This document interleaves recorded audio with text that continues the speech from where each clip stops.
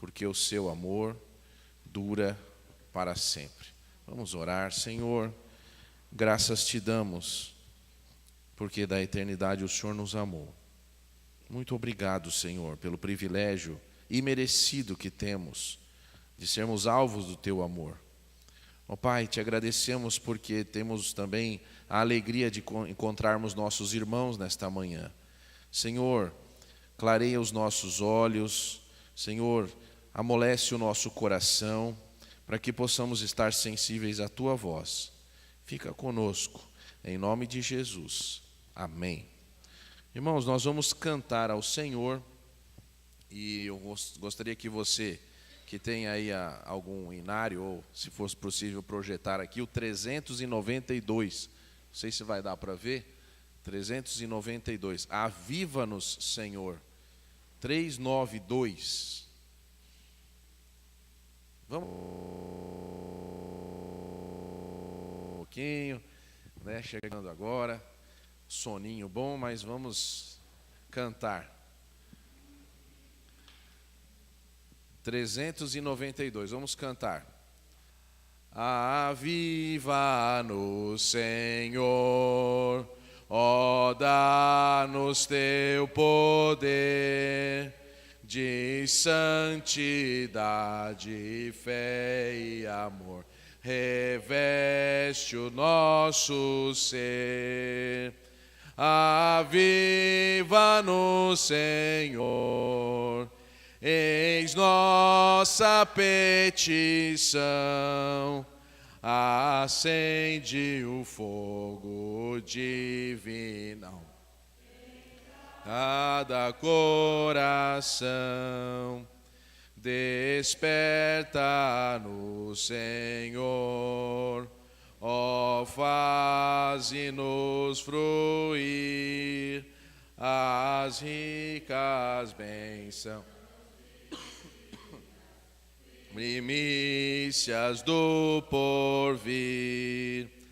Aviva-nos, Senhor, eis nossa petição, acende o fogo divinal em cada coração. Renova-nos, Senhor, inspira mais fervor, aumenta a nossa compaixão por todo pecador. Aviva-nos, Senhor, eis nossa petição, acende o fogo divinal em cada coração. Amém? Você pode assentar-se. Nesta manhã nós estamos em continuidade com assim a programação, né, da Escola Bíblica, mês da Escola Bíblica, e eu gostaria de falar algumas palavras sobre esse assunto. Vou pedir que você mesmo assentado abra a sua Bíblia em Lucas capítulo 6, versículo 12 até o 16. Lucas 6, de 12 a 16. Gostaria de meditar sobre o ensino nesta manhã.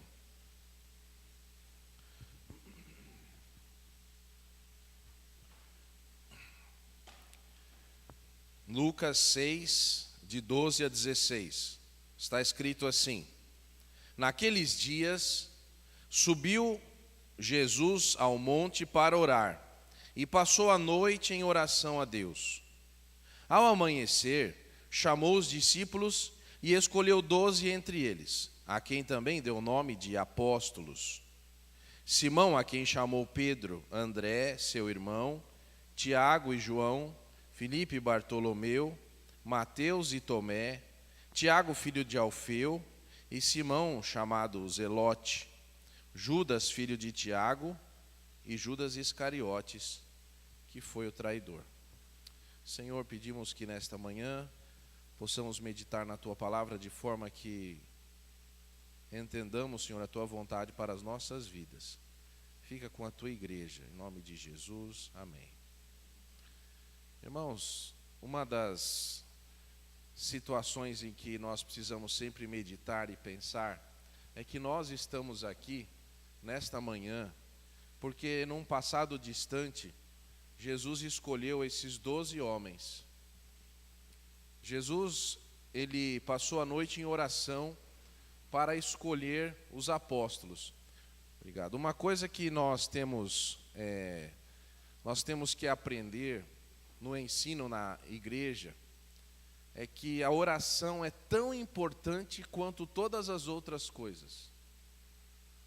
Antes de você fazer alguma coisa, você precisa orar. Quando nós estamos diante de alguma responsabilidade na igreja, nós precisamos orar. A nossa vida é bombardeada por setas do inimigo para que a gente não faça nada para Deus. Para que nós fiquemos estagnados, nós fiquemos exatamente como nós estamos. Que a gente não avance. E são muitos os motivos pelos quais a gente poderia dizer: eu não vou mais à igreja. Eu não gosto mais dessa igreja, eu não gosto do pastor, eu não gosto da Bíblia, eu não gosto disso, não gosto daquilo, não gosto daquele irmão, eu não vou mais na igreja. Saiba que quando você pensar assim, você está sendo incitado pelo inimigo a não ir mais, a não fazer mais nada. Quantas pessoas você já deve ter ouvido dizer: agora eu já não vou fazer mais nada, esse ano eu não vou fazer mais nada, eu já fiz muito, eu já trabalhei muito, não adiantou nada, não valeu todo o esforço que eu tive. E nós temos aqui diante de nós um texto onde Jesus, ele sobe ao monte para orar e passa a noite orando para escolher as pessoas que seriam aqueles que são chamados por ele mesmo de apóstolos, pessoas com uma missão, pessoas que tinham algo a fazer. Meus irmãos, esses 12 homens simples, sem vocação acadêmica, sem condições, sem que pensassem em grandes coisas para a vida deles, homens que provavelmente foram rejeitados em alguma outra situação, estavam lá fazendo o seu trabalho como qualquer dia, como todos os dias, e Jesus vai perto daqueles homens e diz: eu escolhi você, você vai ser meu discípulo. Tem uma coisa importante aqui. A gente sempre deve ter se perguntado como é que foi que esse pessoal aceitou um convite desse de um homem que desceu do monte em oração e chamou para fazer alguma coisa. Meus irmãos, para o povo judeu, para o jovem judeu, para o homem judeu, era uma honra das maiores que um rabino o chamasse para fazer alguma coisa. Porque a sociedade judaica, ela tem algo que é diferente do nosso. Nós, por exemplo, prezamos aqui no Brasil e no mundo ocidental, nós prezamos o dinheiro. Nós prezamos quanto uma pessoa tem de dinheiro. Então, quando, por exemplo, uma pessoa chega em algum lugar, a gente olha o carro da pessoa, não sabe nem se está pago, mas a gente pensa assim: essa pessoa deve ter muito dinheiro. Às vezes a pessoa que tem um bom carro está devendo mais do que você, que nem carro não tem. Você tem, às vezes, o capitalismo dá essa distorção. Não estou dizendo que eu sou comunista nem nada disso, estou só colocando aqui você vê o carro da pessoa, aí você olha a roupa da pessoa, não sabe, às vezes a pessoa ganhou a roupa. Você olha a pessoa e mede a pessoa pela aparência dela. E você não sabe exatamente quem essa pessoa é.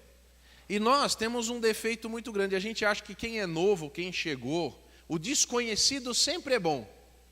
O desconhecido sempre tem o nosso sorriso. Não sei se vocês já perceberam isso. Quando chega uma pessoa desconhecida em algum lugar, no trabalho, ou na escola, ou na igreja, todo mundo sorri para ela. Depois que vai conhecendo, vai fechando. Já não sorri mais, já não cumprimenta mais. Agora já conheço. Como se o desconhecido fosse bom. Meus irmãos, primeiro, não há ninguém bom. Então já começa por aí. Sorria para todo mundo, porque ninguém é bom, certo? Tem uma coisa que a gente precisa desmistificar. Todos somos pecadores, todos somos maus, todos somos mentirosos, todos somos adúlteros, todos somos condenados ao fogo do inferno. Somos bandidos e ladrões, somos doentes, nascemos em pecado, no pecado, e se Deus não tivesse tomado alguma providência, nós iríamos todos para o inferno com toda a razão e com toda a justiça de Deus. Jesus estava orando e escolhendo pessoas pecadoras, pessoas falhas, pessoas que não entendiam nada de religião, mas essas pessoas nessa sociedade entendiam que era a coisa mais importante ser chamado por um rabino. Isso era uma honra, era algo especial, era algo que tirava do comum. Porque o rabino, ele, aos olhos dele, tinha um entendimento de que aquela pessoa valia a pena. Aquela pessoa, ela era fora do normal para ser chamada por um rabino.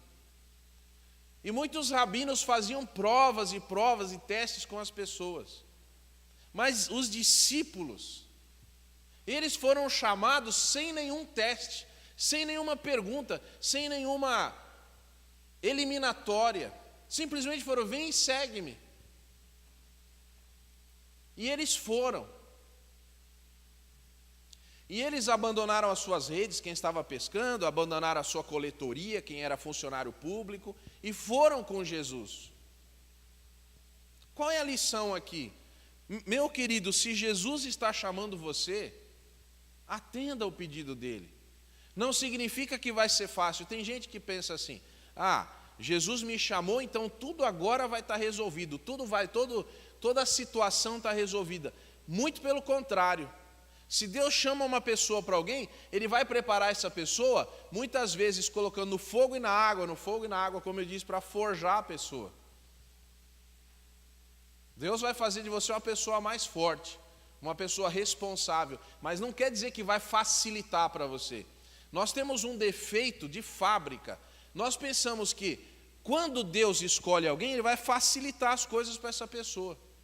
E porque, por exemplo, eu sou crente, então eu posso passar na frente na fila, eu posso conseguir desconto mais que os outros em alguma coisa, eu não preciso cumprir algumas coisas que os outros têm que cumprir. Senhor, faz com que essas pessoas abram alas para eu passar na frente na fila. Mas o cristianismo vai dizer assim: deixa a pessoa que está atrás de você passar na sua frente. Aí você vai falar assim: tudo bem, para comprar pão eu faço isso, mas para o hospital não. Para comprar remédio não, eu estou doente. Ei, para tomar água tudo bem, pode passar. Mas para receber um dinheiro, opa, aí não, é só meu. E esses discípulos não imaginavam e não tinham a menor ideia do que eles iriam passar, das situações que o mestre iria colocar aqueles seus discípulos para aprenderem algumas lições preciosas. E quando Jesus os chamou de apóstolos, eles não tinham a menor noção do que era ser um apóstolo. É um título tão grandioso. Mas se você pegar as páginas da história, vai ver que a maioria deles morreram cerrados ao meio, crucificados de ponta cabeça, humilhados, açoitados, ridicularizados, fugindo, sem dinheiro. Jesus chamou esse pessoal para isso? Para nada? Jesus orou e chamou esses 12 homens. Por que Jesus fez isso? Porque Jesus tinha um plano na vida deles e tinha um plano na história também. Esses 12 homens, eles foram capazes de mudar o mundo. 11, aliás. Mudar o mundo. O evangelho chegou até nós hoje por causa desse pessoal aqui que estava pescando lá. Sabe por que Jesus fez isso? Sabe por que Jesus não entrou numa sinagoga e chamou os mestres da lei, ou lá no Sinédrio, e escolheu os melhores dos melhores? Sabe por que ele escolheu os piores dos piores? Provavelmente essa oração aqui de Jesus, ela não foi assim: Senhor, me dá os mais capacitados, Pai, me dá aqueles que conseguem, os mais de todos. Ele falou assim: Senhor, me manda os piores, manda os que não tem jeito, não tem condição, os piores dos piores, Senhor. Me dá os piores, aqueles lá que na história deles não valem nada, tiraram notas baixas, foram reprovados, eles não têm autoestima, não têm absolutamente nada, não podem nada. Senhor, manda-me esses. Talvez essa tenha sido a oração. E Jesus sai dali e vai num lugar no porto, no lago, e olha. E talvez tenha visto a imperícia daqueles pescadores, porque a gente pensa que eles eram ótimos pescadores. Eu já penso que eram péssimos, porque pela história de pesca deles não conseguiam pescar nada. Depois ia pescar. Eles nasceram naquele lago, meus irmãos. Eles sabiam tudo e não sabiam nada ao mesmo tempo. Acho que nem para pescador não servia. Mateus devia ser um péssimo coletor de impostos. E Jesus falou assim: você é que deixa essas moedas caírem, que não consegue contar dinheiro, é você. Você que não consegue segurar uma rede aí. Eu nunca vi um pescador tão desajustado. Você, vem. E aquele pessoal cheio de defeitos, pecadores, com seus defeitos, com suas angústias, suas frustrações. Você faz ideia aqueles jovens ou homens? Talvez João Batista fosse o mais jovem. João, o apóstolo. João apóstolo fosse um jovenzinho de 17 anos. Por isso Jesus tinha um cuidado especial com ele. Ele pensava que Jesus amava ele mais que os outros, é que ele era mais novo que os outros. Então Jesus provavelmente tinha muito cuidado com aquele mocinho, porque a responsabilidade era grande, tirar um moço de casa, dos afazeres e andar com ele. Tanto que João, ele viveu muito tempo, foi para a ilha de Pátimos e tudo. Já pensou um rapazinho de 17, 18 anos andando no meio de um monte de homens, com Jesus ali, se achando? Mas eram nada. Agora, o que foi que transformou a vida desses moços? O que transformou a vida desses moços foi o exemplo. Jesus não era uma pessoa que ficava só pregando, falando. Ele não tinha um discurso bonito, ele tinha uma vida linda. Ele mostrou para esse pessoal, o negócio é orar. É uma lição, porque ele podia falar assim: vocês orem, e eu não preciso orar porque eu sou Deus. Mas ele orava. E o pessoal foi vendo que Jesus era diferente, porque ele era um mestre que ensinava pelo exemplo. Sabe o que nós precisamos na igreja? Nós precisamos de pessoas que ensinem muito menos com palavras e muito mais com exemplos. Nós precisamos perguntar: Senhor, a minha vida é exemplo para alguma coisa? Porque eu sou um pecador, um infiel, um doente. Mas, Senhor, transforma-me para a Tua glória. De glória em glória, Senhor, vai me transformando, vai me colocando de um outro jeito. Vai preenchendo os meus vazios, vai preenchendo as minhas falhas. Vai colocando, Senhor, a Tua mão onde falta alguma coisa.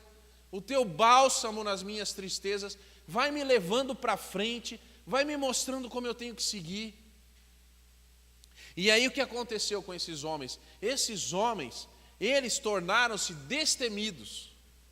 Os medrosos, os que tinham medo de dizerem que eram discípulos, depois se tornaram grandes pregadores que falavam para multidões de pessoas, sem nenhum medo. Os que eram melindrosos, que precisavam de muita atenção, muito cuidadinho de Jesus, ai Jesus, Jesus, depois foram lançados em ilhas, presos lá, e eles tiveram que testemunhar do amor de Deus pela vida deles. E se tornaram grandes teólogos, grandes pessoas de pregação do Evangelho.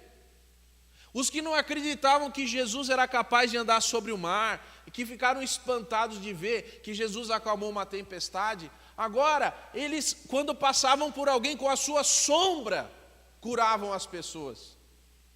O que foi que transformou essas vidas de pessoas medíocres em pessoas extraordinárias? O que foi?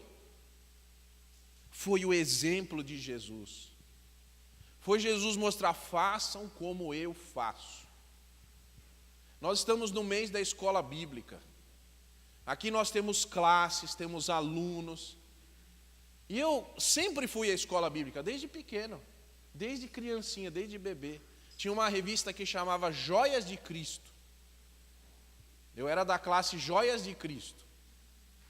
E ali era uma revista de umas 2 páginas, só que a gente ganhava todo domingo para pintar. E tinha um versículo lá embaixo, e eu me lembro que eu pintava muito mal. Então, não sei como é que alguém conseguia imaginar que eu, assim, estava enxergando. Acho que pensava que eu era cego, tão mal que eu pintava. Mas eu tive professoras que se preocuparam comigo. E eu não era uma criança muito fácil, não. Aliás, e aí, algumas pessoas se preocuparam, não só comigo, com todas as crianças, não tinha nada de exclusividade, não. E ensinaram as coisas da palavra de Deus. Eu não fui só um felizardo por ter um pai e uma mãe, mas professores e professoras da EBD que se dedicaram ao ensino, que preocuparam-se em passar o conteúdo da Bíblia, do ensino. Eu, graças a Deus, nunca tive uma igreja, quando eu era pequeno, que as pessoas me colocaram num berço para dormir, lógico, quando eu era bebê, mas fica aí, o culto está passando e tal. Não, sempre tive ensino da palavra. Uma vez eu fui numa igreja e as pessoas faziam assim, pegavam as crianças, davam os brinquedos para elas e as professoras ficavam conversando. Isso não é ensinar a palavra. E eu fiquei triste. Falei, não é isso. Até eu fui lá pegar meu filho no meio do culto lá. Quando eu cheguei lá, ele estava brincando lá. Tinha um menino jogando carrinho na cabeça do outro lá. E as professoras estavam na porta, viradas de costas para as crianças conversando. Isso me deixou, falei assim, que oportunidade tão grande de falar de Jesus e desperdiçada. Não só para os meus filhos. E tem classes que nós precisamos, assim, orar.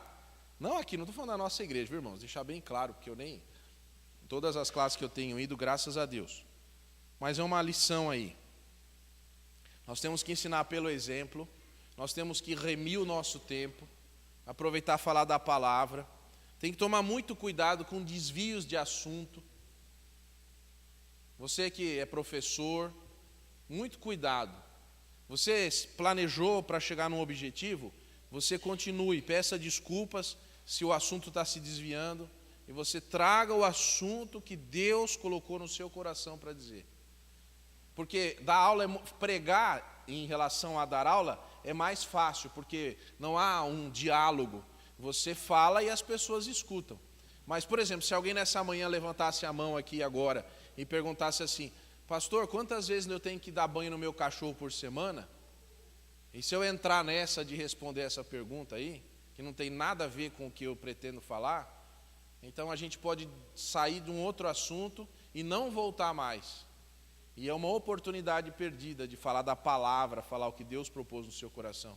Se você, professor, em oração, Deus colocou uma coisa para falar no seu coração, você não deixe de falar aquilo. Peça até desculpa, fala, olha, eu vou ter que falar uma coisa aqui, hoje não vou nem dar a palavra para ninguém. E esses homens, eles foram chamados por Deus. E esses homens, assim que foram chamados por Deus, já receberam o sermão da montanha de presente, já começaram a ouvir o sermão da montanha. Como deveriam se portar? Eu tenho dúvida se o sermão não era só para eles, apesar de ter bastante gente lá. Mas eles principalmente. E nós temos uma coisa que nós temos deixado de ensinar. Nós precisamos ensinar na igreja o que é ser cristão. E eu vou assustar você. Ser cristão é perder tudo. Ser cristão é dar tudo para Jesus. Não estou pedindo para ninguém vender nada, não é isso. O seu coração tem que estar disposto a entregar tudo a Jesus. Os seus valores, seus gostos, porque é Jesus que vai fazer a diferença na sua vida. Esses homens foram convidados a entregarem tudo. O único que não entregou tudo foi o traidor, que está aqui no texto também. Ele tinha as suas ideias para Jesus. Ele tinha seus planos pessoais. Ele tinha uma ideia de que, por ser um terrorista, não sei se vocês sabem, que Judas era um terrorista. Por ser um terrorista que Jesus chamou, esse homem tinha outras intenções. A intenção dele era outra, era de levantar um motim contra o império. Porque os zelotes faziam isso. Os zelotes, eles assaltavam as pessoas nas estradas, eles pegavam o dinheiro das pessoas como uma Farc, como vamos dizer assim, um bando de delinquentes fazia aquilo que eles queriam.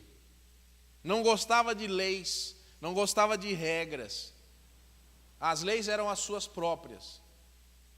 Diante de Jesus nós não temos a nossa própria vontade, nós temos a vontade dele. Por que nós o chamamos de Senhor se ele não é o nosso Senhor? E esses moços e homens foram convidados, primeiramente, veja aí na sua Bíblia, a serem felizes. Capítulo 6, não vou ler, versículos de 20 a 26. Primeiro convite de Jesus: seja alegre, seja feliz. Como se faz isso? Jesus dá a receita aqui. Você é infeliz? Você está sofrendo? A vida é pesada demais? Aqui está a receita.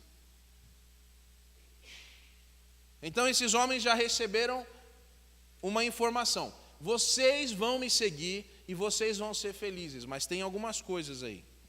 Outra coisa, vocês vão ter que amar os seus inimigos. Espera aí, amar os inimigos? E vão ter que orar por eles também. Amar, mas orar, quer dizer, eu tenho que praticar atos de bondade, atos de favor contra aquelas pessoas que são os meus inimigos. É isso que esse mestre está me pedindo? Agora eu acho que eu entrei numa roubada, os discípulos devem ter pensado. Não era bem isso que eu estava tendo em mente. Depois Jesus diz sobre os dois fundamentos: a rocha, firmada na rocha e na areia. E a rocha é ele. E eles ouvindo isso. E esse primeiro sermão, ele é um sermão que ele se estende mais no livro de Mateus, mas é um sermão revolucionário. É um sermão totalmente inverso aos valores do que eles queriam para a vida deles. Porque eles agora estão atrás de um mestre, atrás de um senhor, estão aprendendo. Eles podem andar de cabeça erguida na sociedade, porque tem um mestre passando. E os irmãos não estranhem, porque isso é assim até hoje. A maior honra para um grande empresário lá em Israel é que ele que a sua filha se case com um moço estudante da lei, que nem emprego não tem, nem renda, nem banho não tomam. Mas para o pai essa é a maior alegria, que pelo menos a filha casou com um homem que sabe da palavra de Deus, ou que se diz, né? Só que isso se tornou tão assim frio, que na verdade os homens se vestem de rabinos, se transvestem de pessoas que na verdade não são. Não são exemplo para ninguém. E na igreja nós temos pessoas que Deus tem chamado para serem professores. Nós não queremos professores que se transvistam de crentes. Nós não precisamos de professores que saibam muita coisa. Nós precisamos de professores que saibam dar o exemplo. Nós precisamos de professores que orem.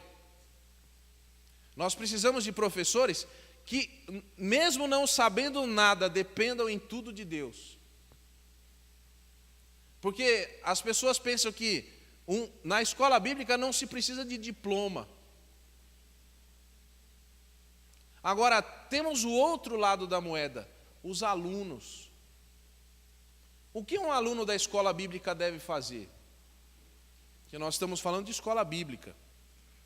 Esses discípulos foram convidados a participar do ensino. Participar.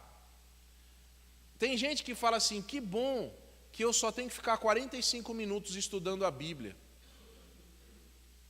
Que bom que já acabou. Eu tenho uma preocupação assim, que outro lugar você pensa que é melhor do que a igreja? Não estou pedindo aqui para ninguém passar a tarde na igreja, não. Vai acabar no horário, pode ficar bem tranquilo. Não é isso. Mas que outro lugar você tem tanta pressa para ir que seja melhor do que a igreja? Não existe, meu querido. Não tem nenhum lugar, nenhuma outra instituição. Eu tenho uma coisa para falar aqui, importante. Nem mesmo a faculdade teológica é melhor do que a IBD. Porque lá você não vai aprender mais da Bíblia do que você aprende aqui. Você vai aprender lá muita coisa, mas você vai ficar às vezes frustrado. Frustrado com o que você aprendeu, frustrado com os colegas que você pensava que eram crentes com asterisco, e com professores que vão falar um monte de coisa que você vai ficar absurdado se essa palavra existisse. Não existe lugar melhor do que a igreja no mundo. Parabéns para você que está aqui nessa manhã. Você está no melhor lugar que você poderia estar. Nada pode se comparar a estar aqui. Nada pode ser comparado a um lugar onde se fala da palavra de Deus. E o que se propõe a fazer na escola bíblica dominical? Estudar a Bíblia. A pergunta que eu tenho que me fazer é, eu estou ensinando a Bíblia ou estou ensinando o quê? Por quê? Porque não é que não se possa ensinar outras coisas. Pode ensinar a fazer um bolo? Pode. Pode ensinar a fazer um trabalho? Sim. Mas os princípios que norteiam essa atividade são da palavra de Deus? O que Jesus estava fazendo quando multiplicava pães? Alimentando pessoas?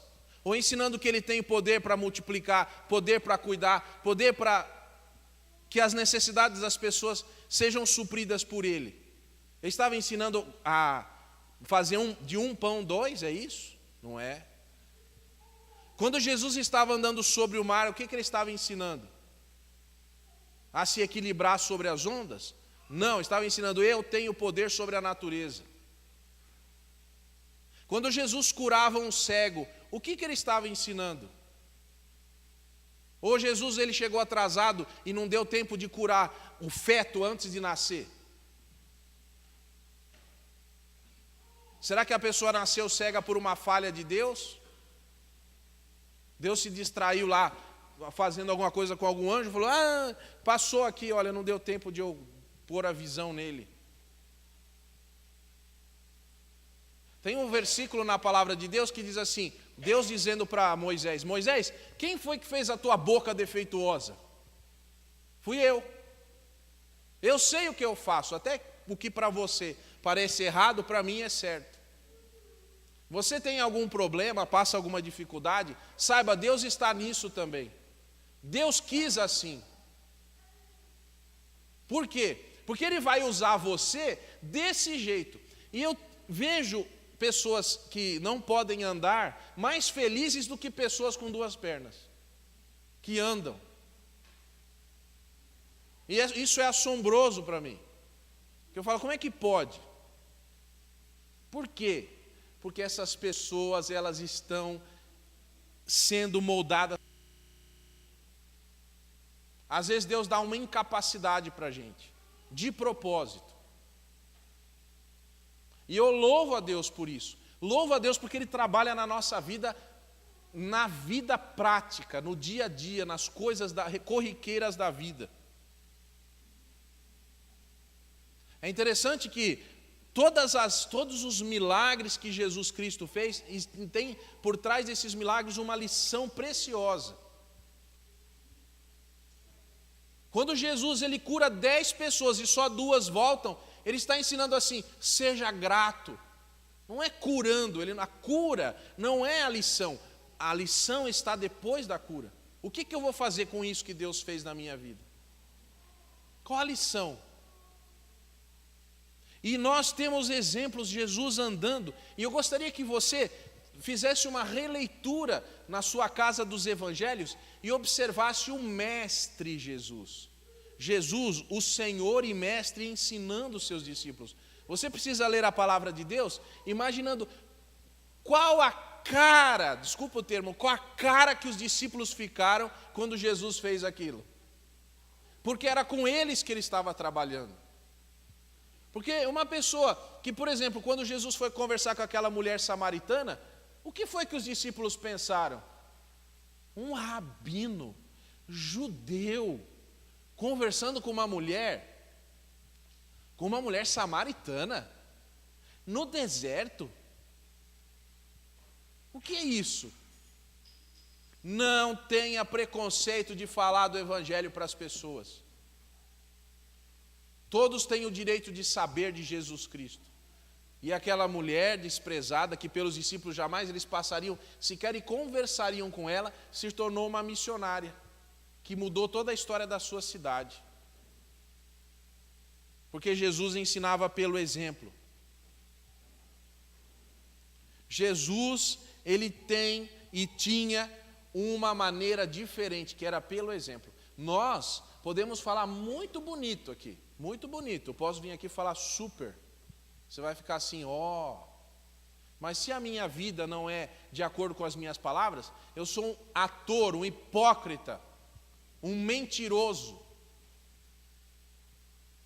Por isso tem muita gente que não entende por que Deus tira alguém do ministério, por que Deus tira alguém de um lugar.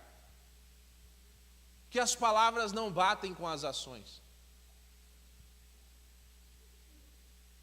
Agora, na escola bíblica nós precisamos ter mais ação, mais exemplo de vida durante a semana. E aí eu vou dizer o que eu queria ter dito e vou só ter 3 minutos para falar, para terminar.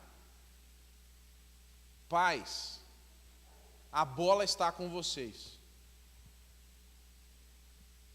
Papais e mamães, e titios e vovós, não esperem das suas crianças alguma coisa extraordinária se vocês não são extraordinários nos seus exemplos. Isso inclui a mim, inclui a você, inclui a todos nós. Qual é o exemplo, a marca que você está deixando para a sua família? Marido, qual a marca que você está deixando para a sua esposa? Esposa, qual a marca que você está deixando para o seu marido? Vovó, vovô, qual a marca que você está deixando para os seus netos de exemplo? Porque nós somos escolhidos por Deus para continuarmos essa tarefa do ensino. E aqui na igreja é um lugar maravilhoso de se aprender. Sabe por quê? Porque aqui a gente pode errar, viu, querido? Lá no seu serviço você não pode errar. Na sua escola você não pode errar. Mas aqui nós podemos errar, sabe por quê? Porque aqui nós temos uma coisa que Deus deixou, que é o perdão. Aqui você pode até errar, porque você vai encontrar pessoas, espera-se, que te perdoem, que te amem mesmo assim, que te deem mais uma chance, que permitam que você continue tentando e melhorando, porque aqui nós estamos na igreja. Nós estamos no lugar onde reina o amor e o perdão e a comunhão. E quando a gente erra, todos têm o direito de um falar para o outro: olha, você errou, eu amo você, isso que você fez não está certo, você precisa melhorar, você precisa fazer assim, porque é isso, assim, assim. E fazer de uma maneira que a pessoa se sinta amada, mesmo sendo levada a fazer o correto. Então, na igreja, ao ensino, ao exemplo, e ao amor e ao perdão. E à comunhão. Comunhão. A sua dor é a minha dor, a sua alegria é a minha alegria. Isso é igreja, e não existe nenhum lugar assim no mundo. Não se engane com falsos sorrisos, falsos apertos de mão, falsos tapinhas nas costas.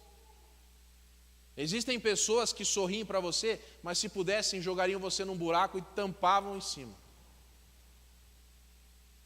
Mas espera-se que na igreja não seja assim. Você deve ter sempre ouvido cumprimente todo mundo na igreja, né? Pois eu vou te dizer outra coisa. Se você não está afim de cumprimentar, não cumprimente. Seja você mesmo aqui.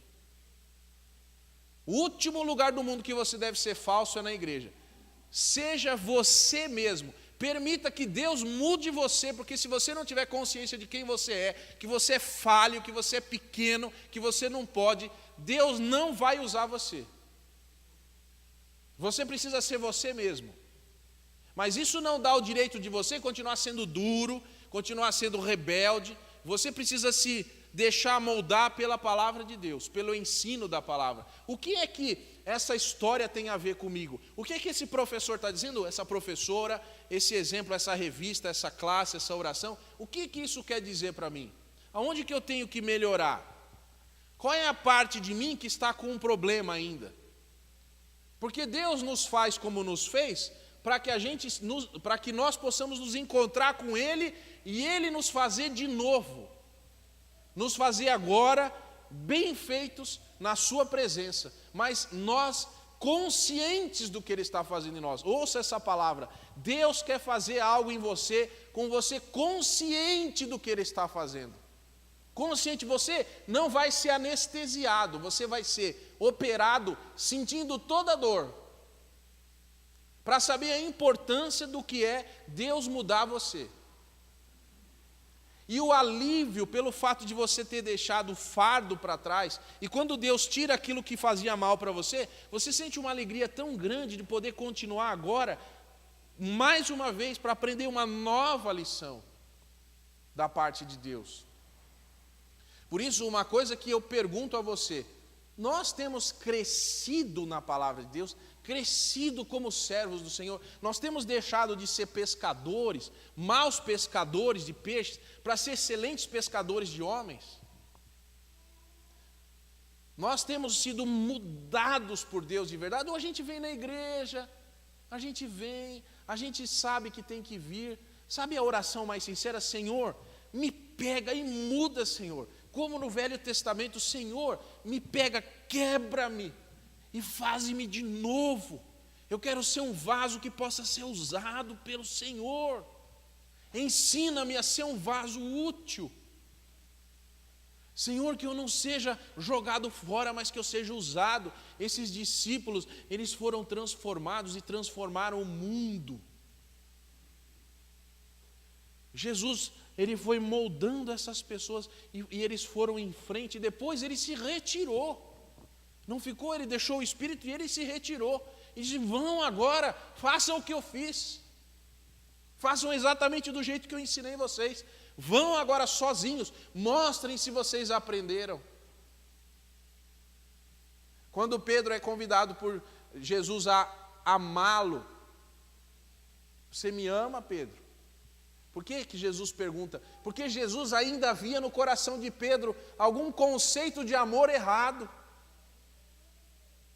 Existia alguma coisa errada no coração de Pedro, que apesar de ele ter se convertido e ter chorado e ter se arrependido e ter dito em oração, Jesus, eu te amo, mas Jesus estava querendo dizer, o que você sabe por amor? O que é amor para você, Pedro?